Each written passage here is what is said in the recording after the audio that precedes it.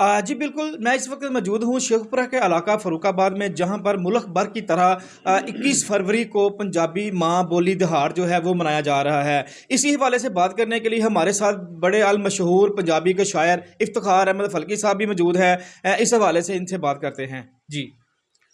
असां जमदियां इहो सिੱਖਿਆ ਏ सब नाल पंजाबी बोलांगे माँ नाल पंजाबी बोली ਏ रब नाल पंजाबी बोलांगे। साडी जी फरूखाबाद ਦੇ ਵਿੱਚ ਇੱਕ ਤਨਜ਼ੀਮ ਚੱਲਦੀ ਹੈ ਫਲਕੀਨਾਮਾ, ਉਹ ਪੰਜਾਬੀ ਦੇ ਹਵਾਲੇ ਨਾਲ ਬਹੁਤ ਜ਼ਿਆਦਾ ਕੰਮ ਕਰ ਰਹੀ ਹੈ।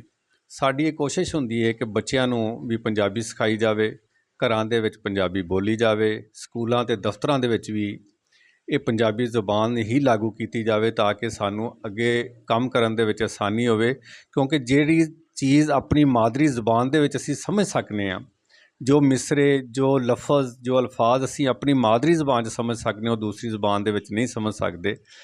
ਅਸੀਂ ਦੂਸਰੇ ਇਲਾਕਿਆਂ 'ਚ ਜਾਂਦੇ ਹਾਂ, पेशावर जाने तो वह पश्तो बोलते हैं, सिंध जाने तो सिंधी बोलते हैं। इस तरह ही पंजाब भी असी चाह रहे हैं कि हर जगह पर पंजाबी बोली जाए ताकि साड़ी पछाण बरकरार रहे, साढ़े वड्डियां दी पछाण बरकरार रहे, साड़ी माँ बोली की पछाण बरकरार रहे। बहुत शुक्रिया। जी बिल्कुल, इफ्तिखार अहमद फल्की साहब की आपने बात को सुना। इनका यही कहना है कि जब हम पैदा हुए तो पंजाबी थे, हमने अपने माँ बाप से भी पंजाबी में बात की, जब अल्लाह के हजूर हम पेश हों तो फिर भी हम पंजाबी में ही जवाब दें जी।